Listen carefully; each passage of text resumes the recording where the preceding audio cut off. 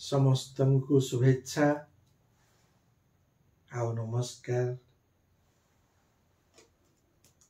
आम प्रिय छात्र छात्री माने सबु बेले चाहंती जे पाठ्यक्रम भितरे जहा अच्छी से संपर्क रे आपण किछि कहंतु। सत कथा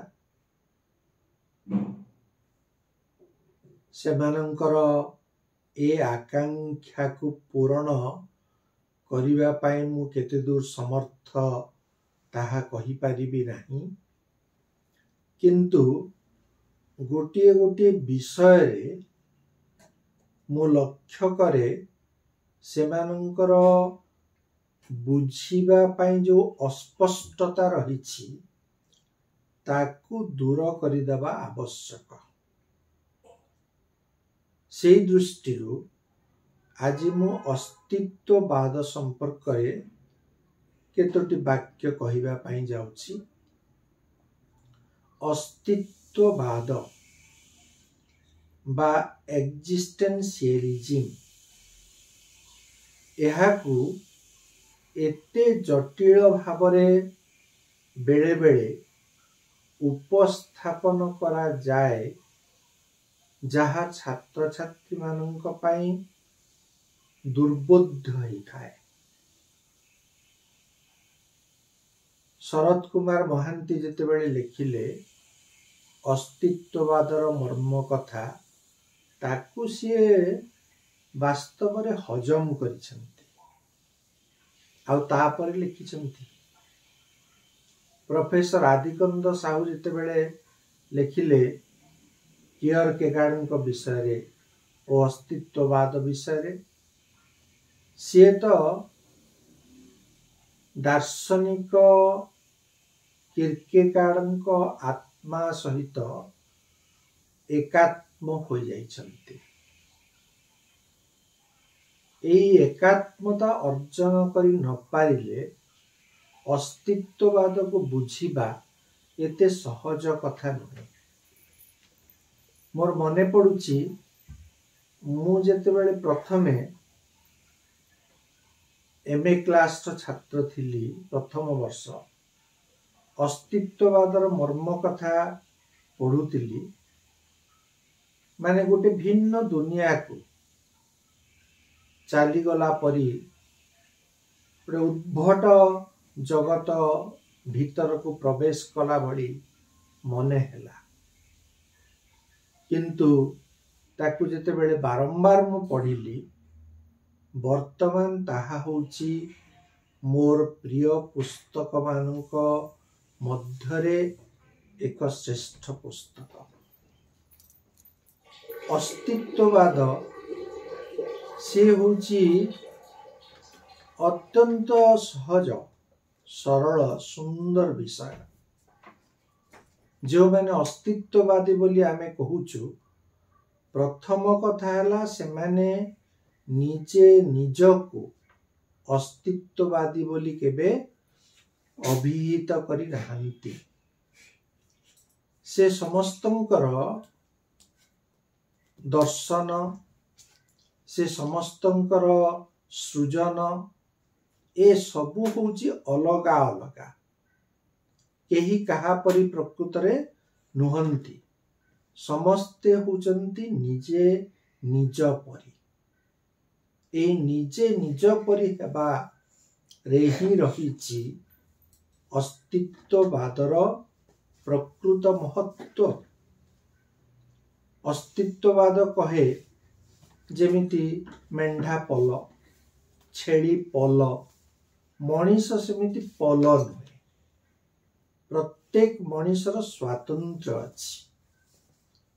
आल्बेयर काम्यूस पाई कहिले जे मनीष को व्यक्ति मनीष हिसाब रे प्रणाम करिवार समय आजी आसीछि बोली। प्रत्येक मनीषर रुचि प्रत्येक मनीषर स्वप्न आकांक्षा प्रत्येक मनीषर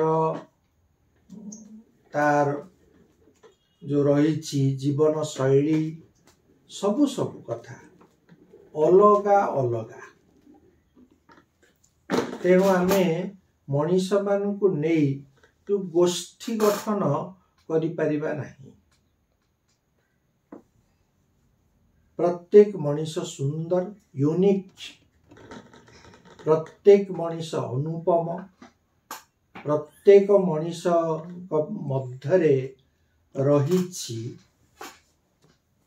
प्रतिभार आलोक, स्वतंत्रतार विशेषत्व।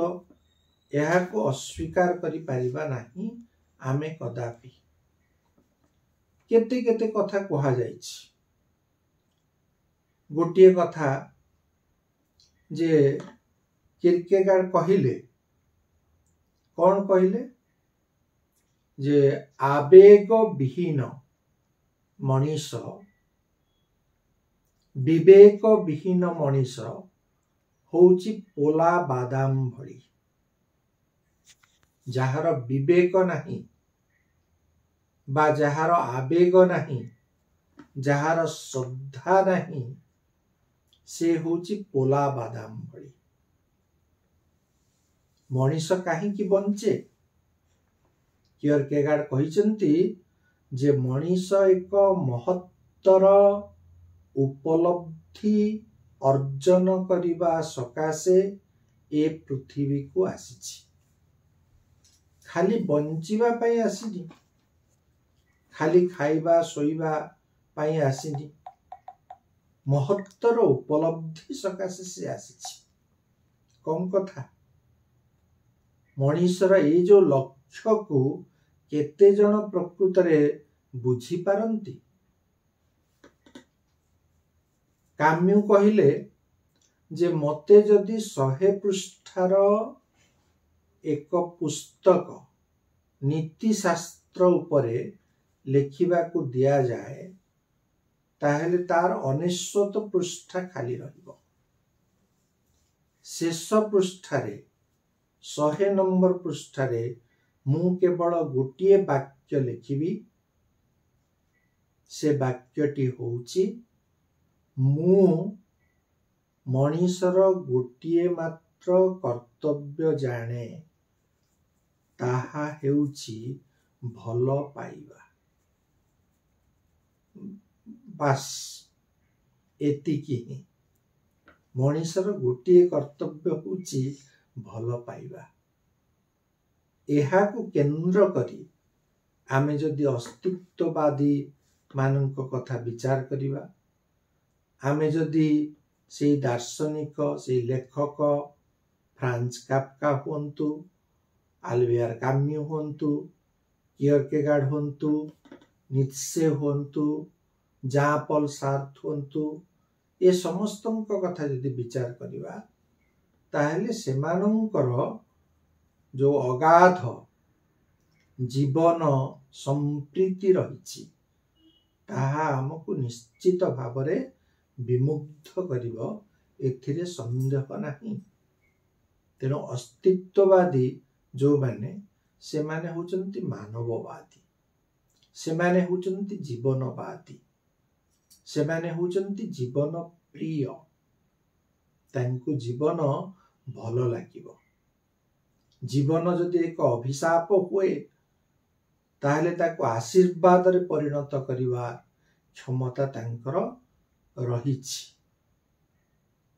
लेखिबा पई से माने जदि आसीचंती आउ लेखि पारु नाहंती, यदि ईश्वर चाहु नाहंती जे से लेखंतु बोली, ता हेले ईश्वरंक विरुद्ध रे मध्य से माने लिखिबे। चर्च विरुद्ध रे स्वर उत्तोलन करिसंती सोरेन किरकेगार्ड।